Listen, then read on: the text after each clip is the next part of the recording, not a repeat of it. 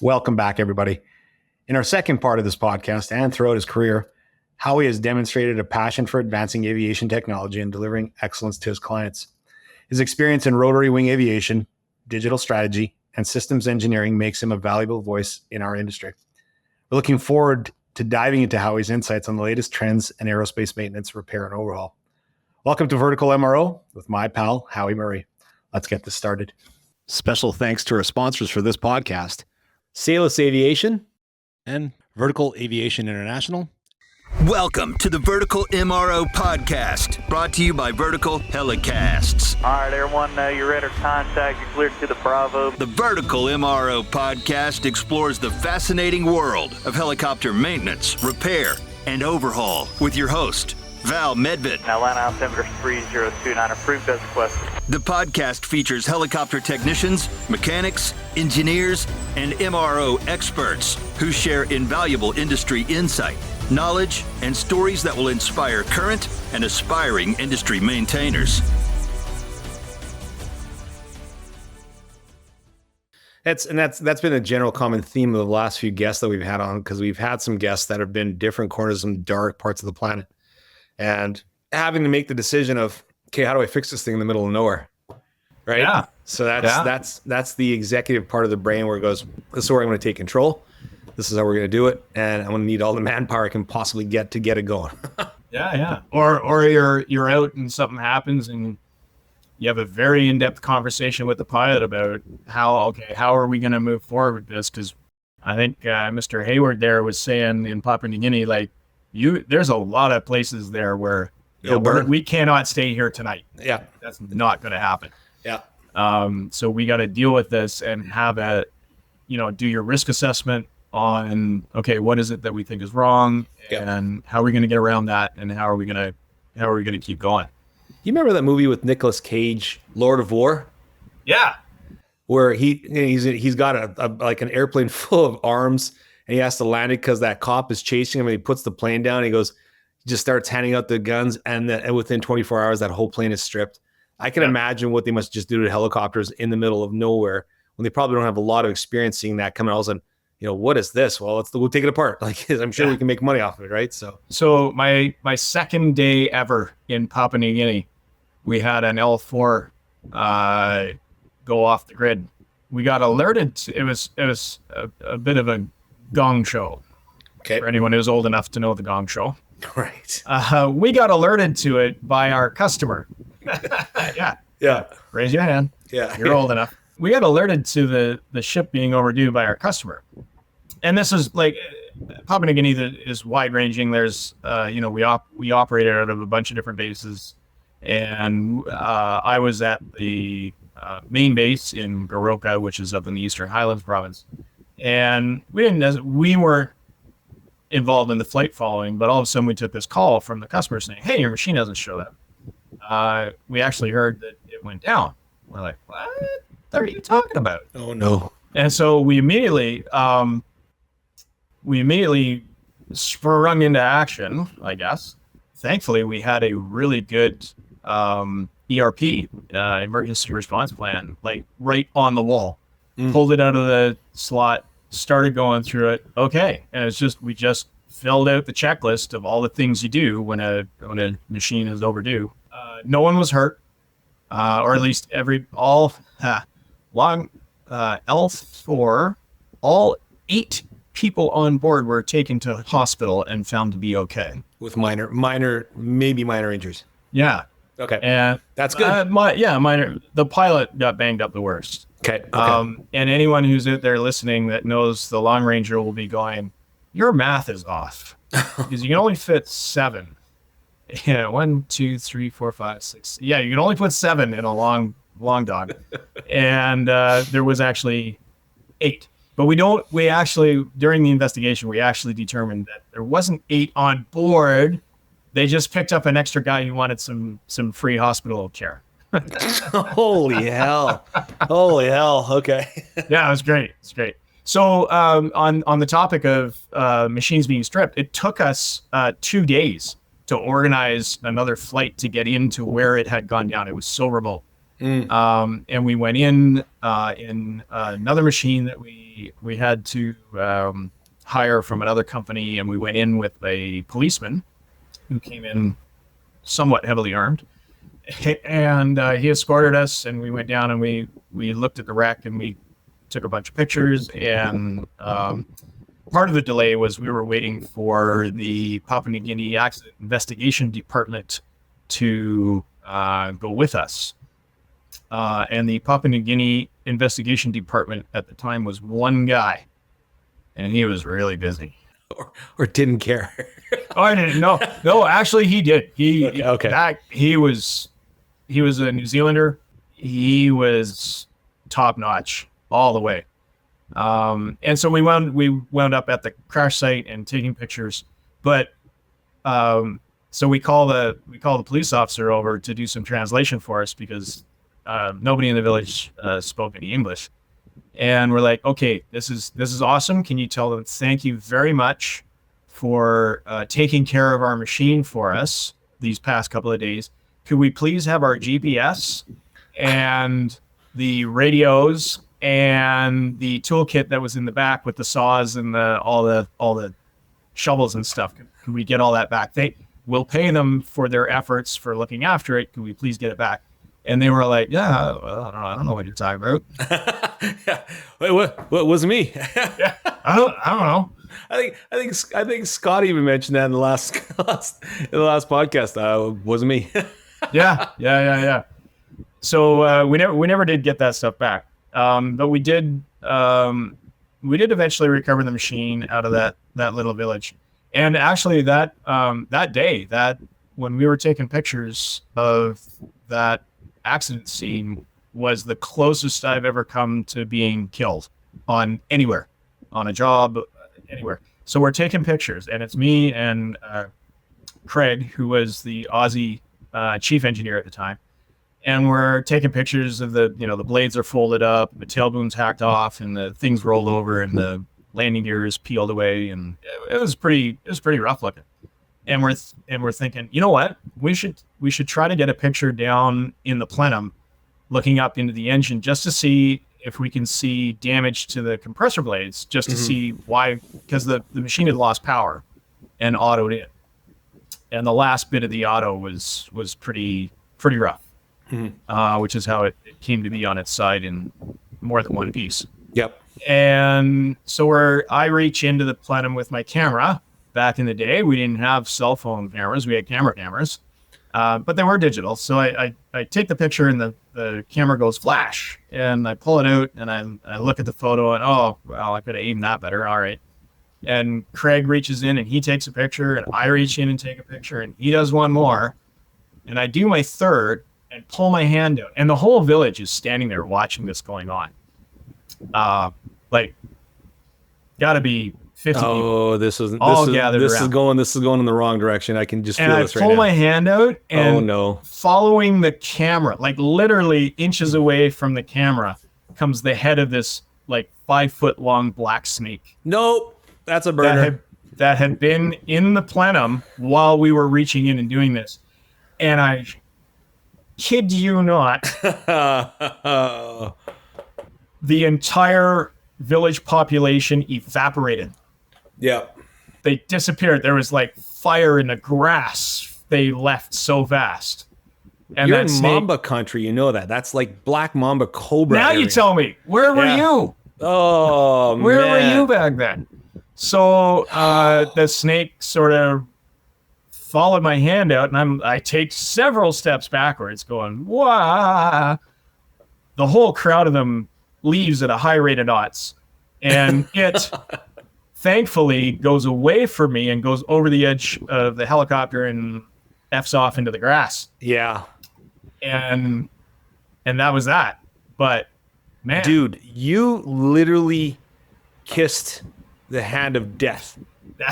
He was standing right there tapping me on the shoulder. That thing would have got you. You have like 2 minutes of life left. You know that's. Oh yeah. I'm aware. You're a goner. I am freaking aware. Have you not seen Kill Bill, where the mamba strikes? That's the Howie. Oh my goodness. I know. So that's the most exciting story I have. All right. And it wasn't all that exciting. It was more of a fetch me my brown pants sort of story. Yeah. Okay, let's get back to the cool things of life here. Holy crap. No more Mamba handshakes. Nope, I'm done with that one. You mentioned it earlier here that you were talking about you clearly worked on a lot of turbines in your lifetime, but you started doing some turbines in helicopters and in boats. Are we talking kind of like Budweiser racing boats, or what are we thinking, like T-53s or? Well, strangely enough, the first boat I got involved with was down in Brockville. And it was after having had a discussion around the coffee table up at HTSC where somebody had said they'd seen this turbine boat, and talking amongst the guys there, they were like, "Oh, that's crazy." And then, that's nuts. And I'm an ex-Navy guy thinking, "Well, that sounds really cool." I want to go see that. So, as it turns out, one afternoon, my daughter Emily, all of a year old, needed a bit of a run in the big green sleep machine, otherwise known as the van.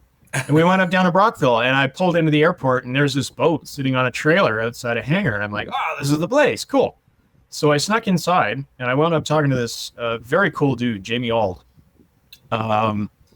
And Jamie, and it was the place. This is where the big boat was out of. And I went up talking with Jamie, and they were starting a new project, and it was going to involve T-53s. And hey, I work on T-53s. And he's like, "Hey, cool, you should come give us a hand." And Jamie Auld is a engineer of significant skill and experience with high functioning engineer.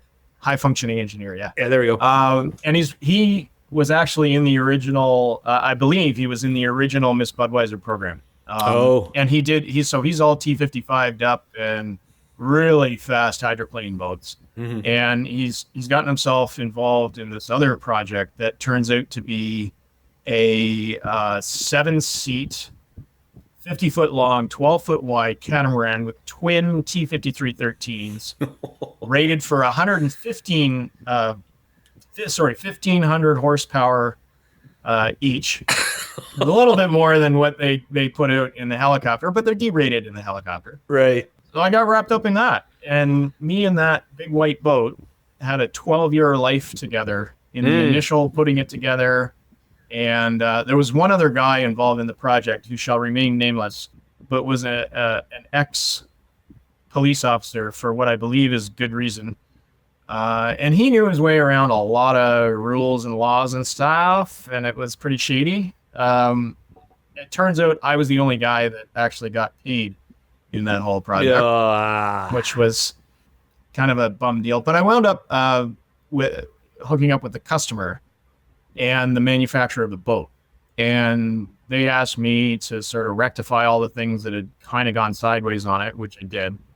And I ultimately wound up as a 1/3 owner in a $1.8 million offshore race boat, which was built with the sole purpose of drinking margaritas and looking good. I was going to say that's the fastest catamaran ever to leave Miami port to Cuba for tourist reasons, right? Touristic reasons, yeah.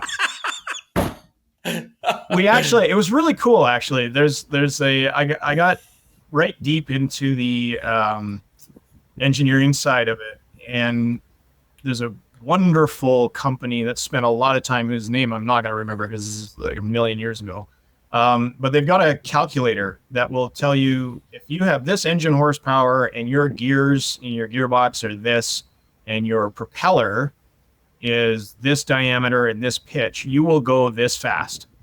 And so we use that, and we designed that machine to do 151 miles an hour. On the water. No canopy, no windshield, no seat belts. And I did it once, and it's the stupidest thing I ever did in my life. And it worked. It almost worked. We did 153. And it was sheer, I had to go to the hospital to have a surgeon remove the seat cushion. It was bad. It was bad. And you had the death grip from the holy shit handles from hanging on so hard. stainless steel oh shit handles everywhere. He's got the death grip still there. He's got rigor mortis in his left and right hands. Pretty sure I dented the stainless steel oh shit handle. And anyhow, it was a lot of fun. It was a lot of fun. I understand turbines, and like that's just crazy. The Miss Budweiser program I know is pretty successful back in the, I guess, late 80s, early 90s. They were ripping around, and they kind of got really popular throughout the mid 90s, early 2000s. And then there's a company out of Louisiana. It's going to come to me. MTT. Marine MTT, Turbine Technologies. There you go. Yeah. They throw C30s into motorcycles. Yeah. Jay Leno's. And Rolls-Royce C30 and probably in a 47. Shit, why not? It's about the same size, right? Now, first and foremost, cool factor, 100%. Hate to be the guy with the brand new BMW, Mercedes, Jaguar, or something expensive right Pulls up behind them them at the red light. because your bumper's now melted slick, but that guy peels off and does 180 miles an hour, and you're still kind of counting, why is your sensor going off in your front bumper? Wow. Okay. So turbines in a helicopter versus turbines in a boat, which is cooler? Thank you to our sponsor, Solace Aviation. For comprehensive maintenance, repair, and overhaul services, Solace provides in-house expertise, world-class technology, and certifications to service the global aviation market. Excellence starts with Solace. Find out more at www.salusaviation.com. Oh, man. I don't know. They both got the cool factor, right? Like I love helicopters, clearly, because I'm still doing it. Yeah. Tripped and hit my head. And but turbines and boats is pretty neat. The T-53 especially, because the T-53 was actually designed to be a boat motor as well as a helicopter motor back in the day in the original. So this is a bit of trivia that I would hazard to guess not many other people have. So we're all familiar with the T-53 13s and the 17s that are in the 205s and the sort of the upgraded versions of the 17. And we're also familiar with the T-53 11s, which are the sort of the older sibling of all of that, with the T-Cane fuel delivery system and a little bit less power. I have actually had my hands on a T-53-7 and a T-53-5. Oh boy. Yeah, which had a whopping, I believe, 270 horsepower. Yeah. Strap that onto a motorcycle. They were literally like prototype engines back in the day, and there was a guy out of New York State that came to me to do a boat, and he had a -5 and a -7, completely mismatched for power, and he wanted to put them both in a cigarette boat, and it was exciting. It was one of my very first jobs that I did in the boat world, and it was probably the first job I ever did that I should have said no to right off the bat. That's maybe going back and asking that question wasn't fair to their buddy, because they're both pretty Miami Vice. They're pretty both kick-ass parts. Helicopters and boats, especially you throw a turbine into a boat, that's pretty kick-ass. That's some Don Johnson stuff. So I did learn. I learned a lot of stuff putting turbines into boats, and the other projects that I did back in the day when I had that business doing that. And there is a great deal of joy for me in not being necessarily so constrained as you are with Transport Canada Helicopters. So there's quite a bit of freedom in doing things when it's a boat and nobody kind of cares. So what I learned out of that boat was I learned 3D scanning, because I hired a company in Montreal to take what was at the time the state of the art handheld laser 3D scanner, and we scanned the inside of the boat, and we scanned a T-53, and I handed that off to my design engineer at the time, and he mounted the engine in the boat without mounting the engine in the boat. We did it all in CAD, and we designed the mounting system, which for us really took the turbine boat business, which is very limited at the time, and certainly didn't have very many people who were actual turbine engineers, technicians, maintenance personnel. Mm-hmm. I had a customer in the Ottawa region who has a very famous turbine boat called My Way. And he sent me a bunch of engines at one point to, I made one working engine out of 3 engines that were in various states of disrepair. You Frankensteined it. I Frankensteined it. Yep. It was pretty Frankenstein-y. Yep. And one of the things that had happened was the guys who had originally built his boat had just mounted the engine in the engine bay using the mounting feet from the shipping container. And they bolted it hard to the stringers in the boat. And what had happened was, because it was rigidly locked into that, like in the helicopter, in the 205, your engine mount, even the old engine mounts, had spherical bearings in the engine mounts, and certainly the new style adjustable engine mounts are all big beefy spherical bearings in it. Mm-hmm. And what happened in the boat was they locked down the front and the back of the engine. And when the engine was operating, it would grow, right? Thermal growth within the engine. Sure. And what happened was, in the one engine, I found the turbine, the power turbine melt flange was cracked about 97% of the way around. It was hanging on by a thread.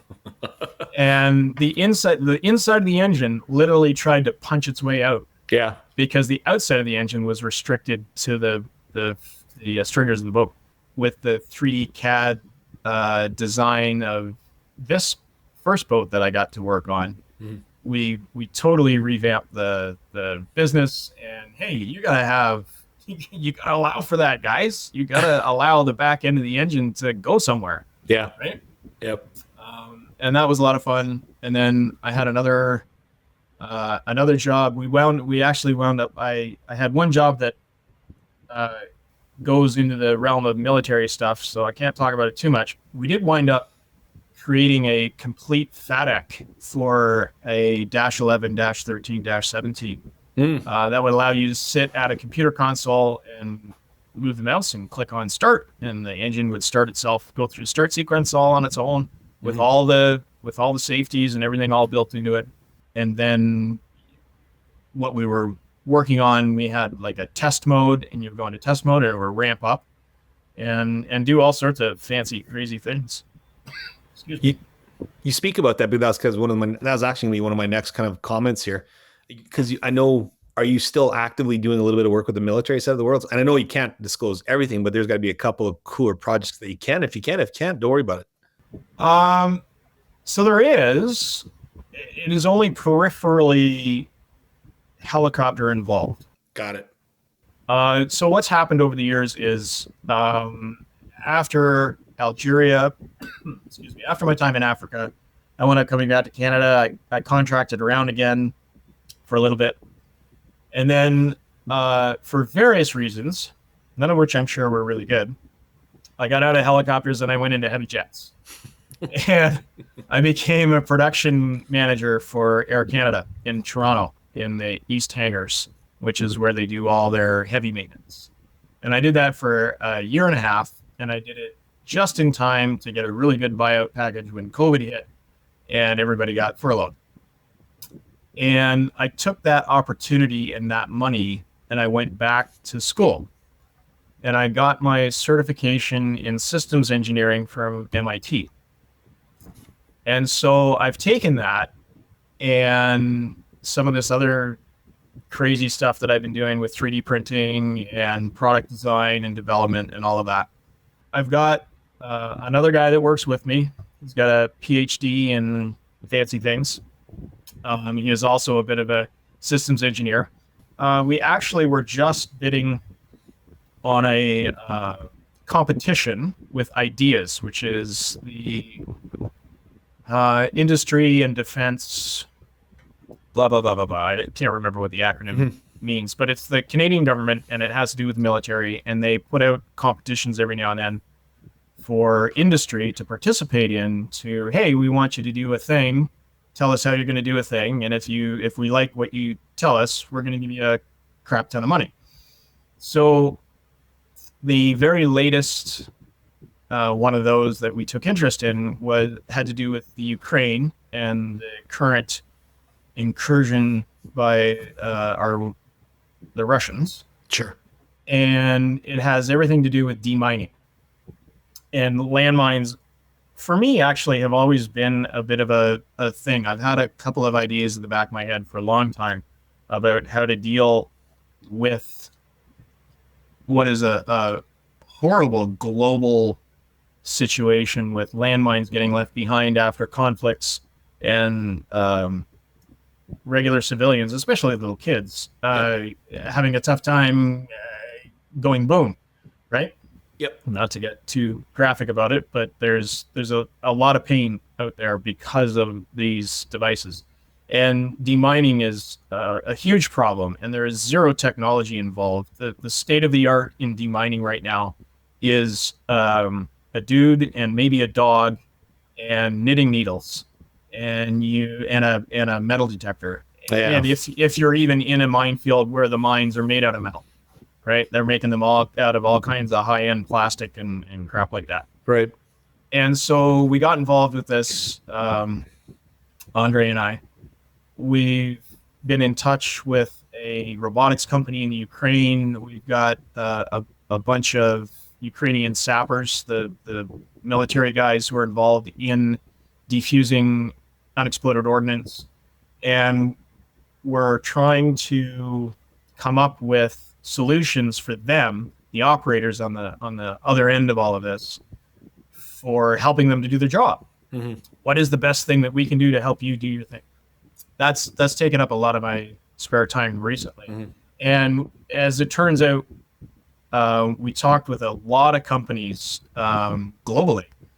We've been talking with some companies in the Netherlands, Germany, close to home as well. We've been talking with a company in Quebec that builds tracked vehicles, and putting together like a full system. And this is what systems engineering is. It is, how do you solve a problem, or maybe not solve a problem, but how do you deal with, well, let's put it in terms of a helicopter. A helicopter this is where a lot of my background really comes into play in this, is all of us out there in this business.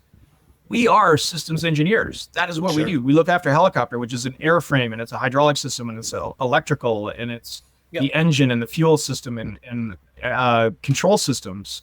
All of this together is a complete system that does a thing. And systems engineering is just sort of the official way they have now of dealing with all of those things and making sure that you're paying attention to all the things you need to pay attention to. So in terms of demining, we came up with quite an involved plan that involves ground vehicles, autonomous air vehicles, autonomous ground vehicles, personnel equipment, all of this into this one big thing. And we never did go through with the application for this program because the deadline came, and we realized we have a hell of a lot of intellectual property in this, in pulling all these different COTS, consumer off-the-shelf items, and mashing them into one big solution. And that is intellectual property. You can patent that, and it's worth money. And not that we don't want to help Ukraine because we want to go make money, but we want to protect what it is we're doing. And the problem is when you make your application in ideas, you have to tell everybody what you're doing. So it's still going forward. We're still going full bore at that. We're not part of that competition, and we feel like our solution actually has a fair bit of oomph behind it, and to use a very technical term. Good luck. Good luck on the follow through and the end result on that approach. Yeah. And we've identified a couple of places where there's some VC funding that might come into play, and we'll see how it goes. That's you and so this is kind of like, I know it's a hot topic as of late here. I gotta imagine AI is very, very present in that world. Thank you to our sponsor, Vertical Aviation International. With 80 years of service under our belts, the helicopter industry continues to innovate. We're growing with new aircraft and technology coming to the flight line and hangar. The industry's association is changing too. Helicopter Association International, or HAI, is now VAI, Vertical Aviation International. VAI unites the industry and advocates for you. Visit verticalavi.org/benefits to see how joining VAI connects you with your vertical community. Together, let's power up. Yes and no. So I will say that I have used it, but especially in dealing with this stuff, which is we call it dual use, which is we have a bunch of technology that is civilian, but when you mash it together, it becomes military. Yeah. And so you have to be very careful about what you use AI for, because and sort of the agreement you come up with when you're using it, because they can take everything you tell it and use it to train further the AI. And we don't necessarily want the AI to train on what is going to be intellectual property for us. So we do use it, but we use it more as I want to do this, and this, and this, and this. Mash that together, like consolidate that into a proper description, and it spits it out, and then it comes up sometimes with some good ideas that we didn't think of, strangely. We've talked about it a couple of times now, where basically it's going to start spitting out kind of quick solutions and quick little check marks for you to kind of go through, especially in the helicopter world with it. Yeah, absolutely. And I think in the helicopter world, AI, I heard you talking about it the other day, is definitely going to have some use in, hey, here we are at 2352.5. What's coming up next? Print me a work package for what's coming up next, and it just goes off and does it. And right. I mean, that's maybe not necessarily the best use of AI, and that is sort of almost available in just regular software. Clearly, where I have seen it sort of on the fringes, like early stages AI, is there's a couple of companies that are taking logbook entries, and the pilot enters in, feeding it right to it. This is what's wrong, and then looking at what the solution was. Okay, we solved it by doing this, and using that to build a database that allows you to get better at predicting what's wrong with the machine, what's going to be wrong with the machine. Like a cheat sheet, like an FAQ cheat sheet. Yeah, kind of. Oh, okay. So I think like AI, like everybody's all, woo, ChatGPT. Right. It's a large language model, and it doesn't actually have any intelligence to it. It is just giving you what it thinks is the best percentage response for what you've asked it. It's gathering knowledge that we chuck into it. Yeah, right? Absolutely. So it is only as good as the data you feed it, which is true. Yeah, has been true of computers forever. There's still a lot of people that are still on the fence about it.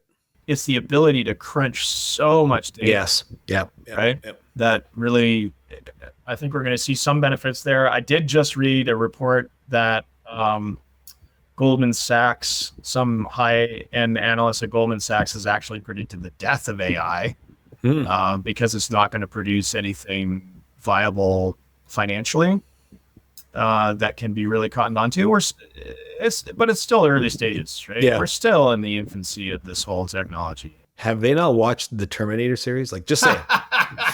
Right? I know, right? It doesn't end well for anybody. Give me your boots, your cars, and your motorcycle. That's right. Oh, now we're throwing it back. A little Arnie. Couple more bullets here, buddy, and we're discuss this real quick. I know you hold a patent, or maybe even a couple there, but the one I want to talk to you about, that heat recuperator. Yeah. So alarm bell, alarm bell. And that's for 2 engines? No, it's just for the one. Okay. And we're gonna not talk about it too No. directly. Don't get into the So, weeds, just kind of like, Yeah, just I can't I general can't get purpose. into the weeds because again, it has military application. Yeah, And fair. Okay. so the patent is in Howie, this podcast I- is never get broadcast, because yeah, I know. we're toasted. It's We're just out. the whole We're thing done. is just going to be one big long bleep. Hi, this is Val Medved. Thanks for watching. Yeah, today we have Howie Murray. Thanks for coming out. Thanks for coming out. It's been planned. It's been real. Thanks. Hit that subscribe Thanks so button. much. Yeah, cool. Do it. Subscribe away. Yes, heat recuperator. Yes, patent. Yes. Initial patent has been issued, but we're still pursuing the full end of it. And unfortunately, it's just me at the moment. And so my ability to get global status on it is somewhat limited. The end goal here is to lock it down completely in Canada and then reach out to possibly a couple people and discuss that more I feel with so them. used. Yeah, I know. I've actually already reached out, but schedules and timing being what it is in this business and everybody being busy. Listen, I know you can't, you're kind of dancing on a bunch of different tripwires here, and I don't mean to do that to you, so I apologize for that. So No, it's okay. So for everyone who's sitting there going, well, heat recuperator, what I can say is that it's not new technology. I haven't invented anything.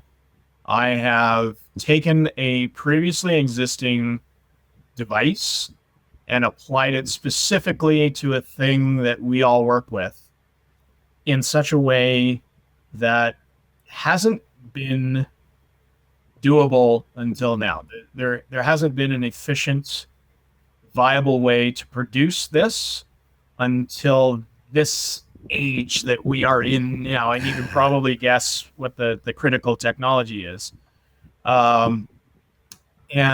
I will say there is actually a dude that already has this as a patent out there, but it's a completely different construction process. It's a completely different method of going about doing this. It's clearly, my hat's off to the guy for breaking ground, and it's everybody stands on the shoulders of the giants that came before them, and that's just what I'm doing. The guy has come before me, and he's done the thing. And this actually goes back to my days with the turbine boats and working closely with Dr. Don Gauthier at Carleton University, who is just such a nice man, so smart. He's a turbine engine design engineer, and he and I just chatting along. He drew me. He got me involved in the project with the Canadian military that we can't talk about. But he got me involved with that, and that was really my kick in the ass to realize that there is so much that you can do with an AME license that is not part of being an AME license. Yep. Right? Like you can branch off into so many things. You turbine boats. I've got military projects. I went back to school and became a systems engineer because I already know it, because I'm an AME. I already know what it is to be a systems engineer without putting a name on it, right? Right. And so it's all good things. Thanks for verbalizing that too, because we've been trying to tell that in a lot of, if not every one of our episodes, the advantages of kind of jumping into our industry, because it's a pretty cool industry. Like you get to be a part of some wicked ass machines, fly to different parts of the world, and get to see really cool stuff. Like we've had, like when Kevin Shedd was on there, he says, turning a wrench on a 212 transmission underneath the Northern Lights in the middle of the Fort St. John midnight. Like it's that kind of stuff. You talk about PNG, so did Scott, Australia, North Africa, like Central Africa, different parts of Europe, like even some, we've got a guest coming up, and I think we're going to talk a little bit about his time in different parts of Europe and Russia. It's a cool industry. Like Absolutely. You spend a lot of your earlier years really learning the ropes, but they come back to you tenfold for when it comes to your experience factor when you kind of really get called on, like your buddy Adolf.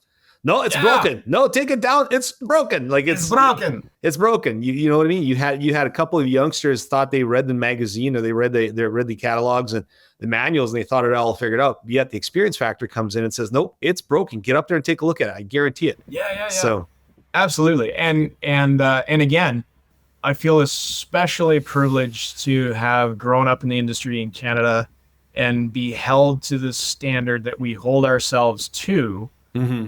Because in my journeys around the world, the Canadian license is always held in such high regard. Okay.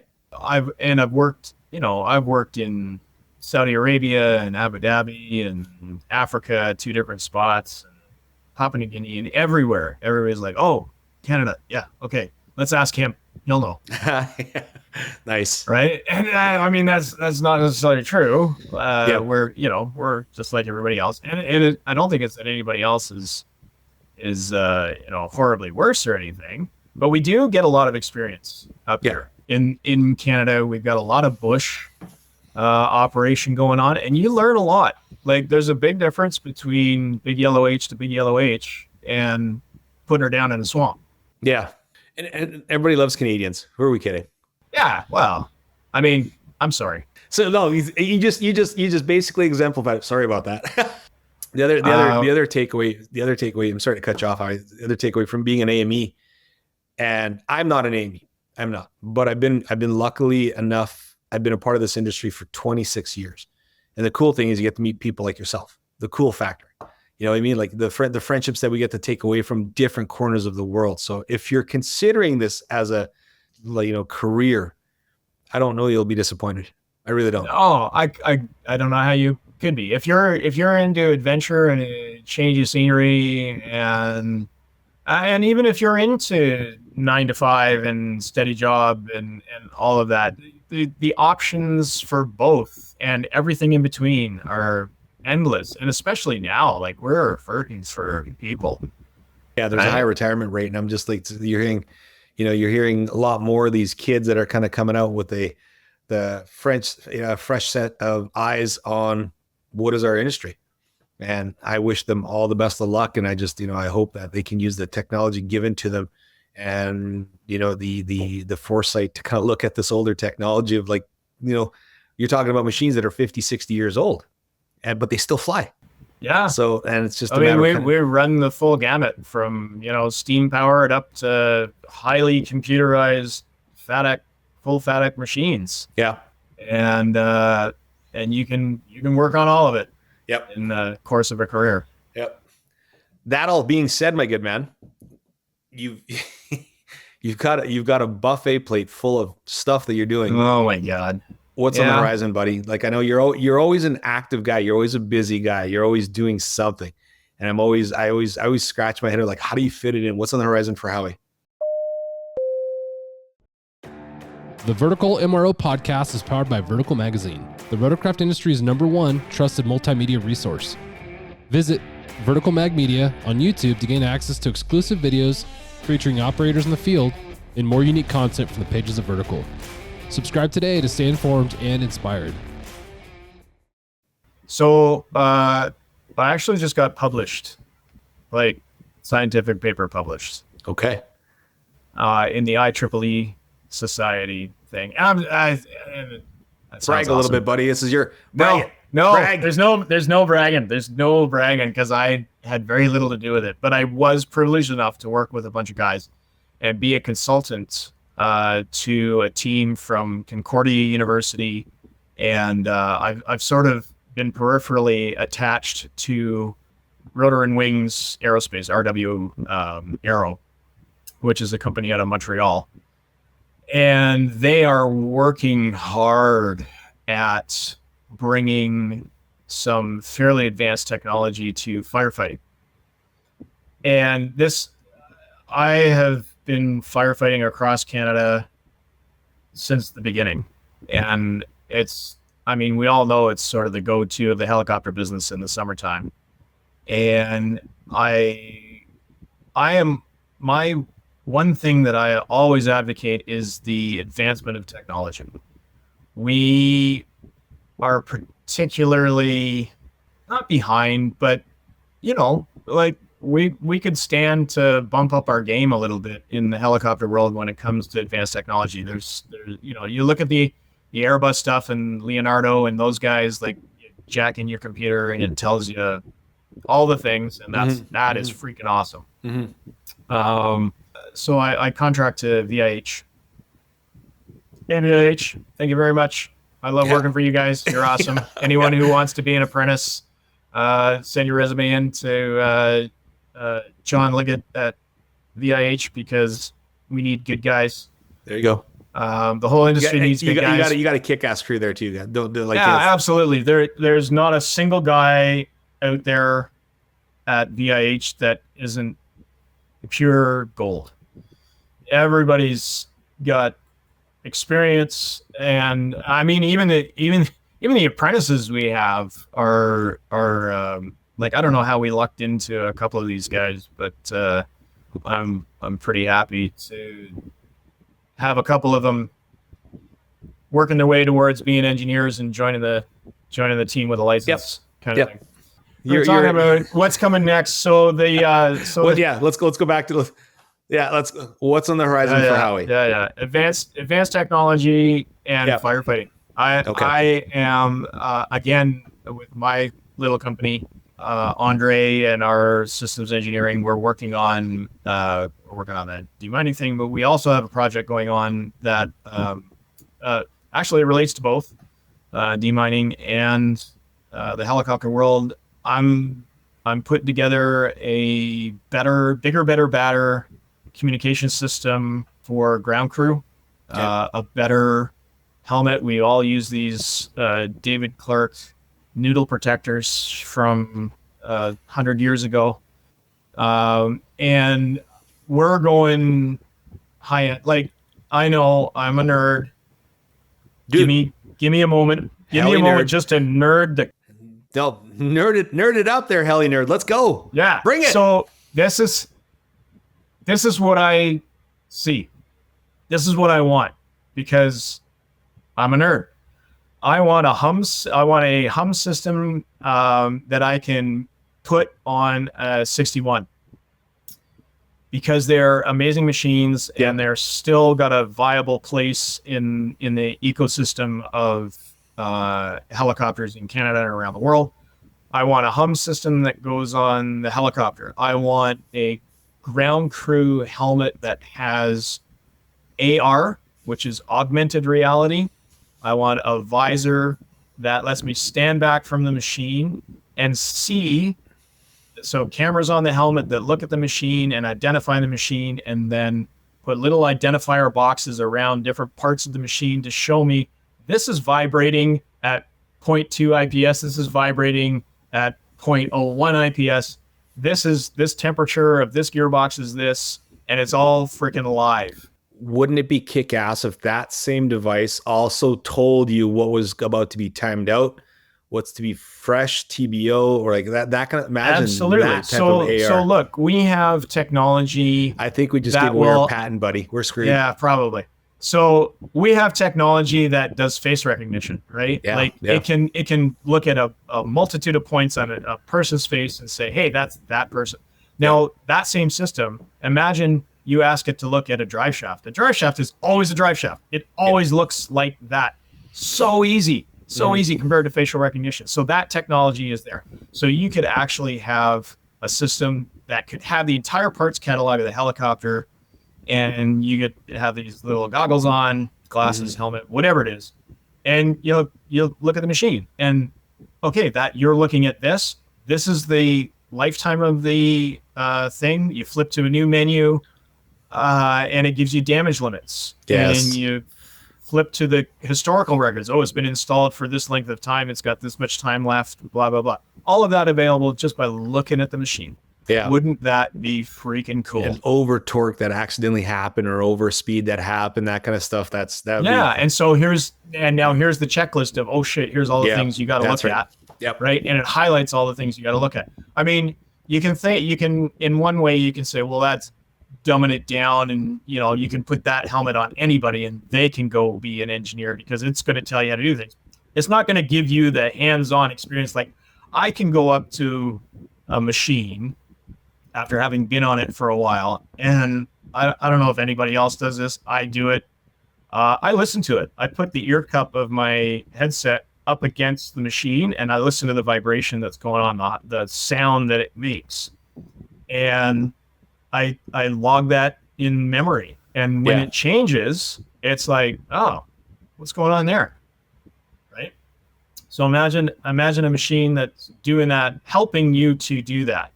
Your brain, when you hit, when you decide that this life is, you're done with this life and you move on to your next one, your brain's going to be donated to science. It's going to be sitting in a capsule at MIT or something. It's going to be like, that's a episode of Futurama where the Beastie Boys show up as brains in a jar. Yeah, that's Howie's brain is going to be at the jar at the Smithsonian Science Museum in DC. Every now and then someone's going to wander up to it and tap on the glass and go, "Hey, we got a problem." Yeah. Where's my Cheetos? Give me Cheetos. That's right. Oh, that's a big horizon, brother. And I can't, like, I think we gave away our patent, but if it's for the greater of the good, I'm okay with it. Yeah, it's all right. There's so much more to it than that. The patent is safe. Last piece of advice. Yep. We've jaw jacked a lot here and I loved it every second of it. Me too. Last piece of advice you'd offer anybody kind of listening to your story. What would you recommend to them? Anybody that's coming up in or contemplating or going up? Anyone contemplating, do it. Do it. I have had so much fun. There's been tears, there's been hardship. We never remember that stuff and we don't really tell the stories about that too much. But it's all experience and it's all adventure and it's all fantastic. Even the crappy stuff that I've done has been great. Good experience. Yeah. For people who are in the business and just starting out and getting going, trust your gut. And take the advice of the elders, but don't maybe necessarily take it as gospel. Definitely weigh that, right? The advice of elders weighs heavily, but there is great advantage in being a new set of eyes and a new brain on the problem. And if you're unhappy with something, speak up and say something. Maybe you've seen something that nobody else has noticed. It happens all the time. Speak up. Hey, okay, we got this problem, but I saw this going on as well. And it changes the entire outlook of the whole team as they tackle a problem. Yep. Trust your gut. Learn the, what is it that Transport Canada teaches us every year in human factors? The dirty dozen. The dirty dozen. Pay attention to the dirty dozen. Okay. The dirty dozen. The dirty dozen is real. And it's good advice. All of those is good advice. We could go on and on for an entire other podcast talking about the dirty dozen. This won't be the only time you're on it too, brother. That's what I'm telling you. You're going to be like, I know the guys over at John over at Hangar Z. He's going to want to pick your brain eventually, and maybe you'll be a guest on his show. And then I got Quinny and then Halsey, the two other shows there. So it's you're a wealth of information, my good man. Yeah, you're a wealth of information. Go. I tell you what, all the classified stuff that I can't talk about, as soon as I can talk about it, I will say right here, you're going to be the first to know, and vertical MRO can be the release to the world for all. You heard that here first, folks. You heard that first here. There we go. Howie, you're a good man. You've been a wealth of information this entire podcast. I'm lucky to call you a friend for as long as I have. And I just can't say it enough to you there, buddy. I know there's some, you've been through a lot, but I know you're going to be going through a lot more in the good way to kind of show everybody the positivity of our industry and keep doing what you're doing, brother. Keep it up. Keep it up. Thanks, man. You're a good friend. And I really appreciate the opportunity to come on and blab on and on and on about my dumbass life. No. This is tribal knowledge, man. This is what we're doing. Yeah, it's good. It's good. I look forward to coming back someday. Yes, sir. Last question. And right now I'm in the minority. I'm in the minority on this one. You are. because I'm going to say yes. Oh, son of a... I'm sorry, dude. I'm sorry. Pineapple belonging on pizza, and the man says yes. So this podcast is over. Good night, everyone. Yeah, jeez. So I will say I love Mr. Hayward's Scotty comment. Yes, Scott said seasonal, and I can see it. I like his take on it because I don't want to give up on pineapple on pizza, but I can see your side of things. Like, what are you talking about? Pineapple on pizza? That's ridiculous. Yep. But I've had it, and it's good. Pineapples belong in Mai Tais and night before dates. Just saying. So, then we're going to leave it at that. Yeah, we will. Yeah. Anyway, thanks again, buddy. To our listeners, thanks for listening along with us. Thanks for being on this journey with us. Don't forget to subscribe and like Vertical MRO. And I'm sure it's just, it gives us the great feedback that we're looking for more and more great individuals like my boy Howie here and all of our past guests here. Thanks a lot for that. This is Vertical MRO. Stand by for a message after a word from our sponsors. Thank you to our sponsor, Solace Aviation. For comprehensive maintenance, repair, and overhaul services, Solace provides in-house expertise, world-class technology, and certifications to service the global aviation market. Excellence starts with Solace. Find out more at www.salusaviation.com. Thank you to our sponsor, Vertical Aviation International. With 80 years of service under our belts, the helicopter industry continues to innovate. We're growing with new aircraft and technology coming to the flight line and hangar. The industry's association is changing too. Helicopter Association International, or HAI, is now VAI, Vertical Aviation International. VAI unites the industry and advocates for you. Visit verticalavi.org/benefits to see how joining VAI connects you with your vertical community. Together, let's power up. The Vertical MRO podcast is powered by Vertical Magazine, the rotorcraft industry's #1 trusted multimedia resource. Visit Vertical Mag Media on YouTube to gain access to exclusive videos featuring operators in the field and more unique content from the pages of Vertical. Subscribe today to stay informed and inspired.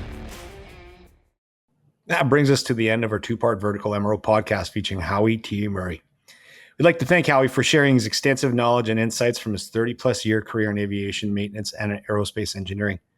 From his role as a president of Murray Industries to his work with VIH Helicopters, Howie has demonstrated an impressive breadth of expertise across rotary wing aviation, systems engineering, and innovative product development. His passion for advancing aviation technology and delivering excellence to his clients truly shines through. We hope you found Howie's perspectives on the latest trends in aerospace maintenance, repair, and overhaul to be valuable. His unique combination of hands-on aircraft maintenance experience and a high-level systems engineering knowledge provides a comprehensive view of our industry.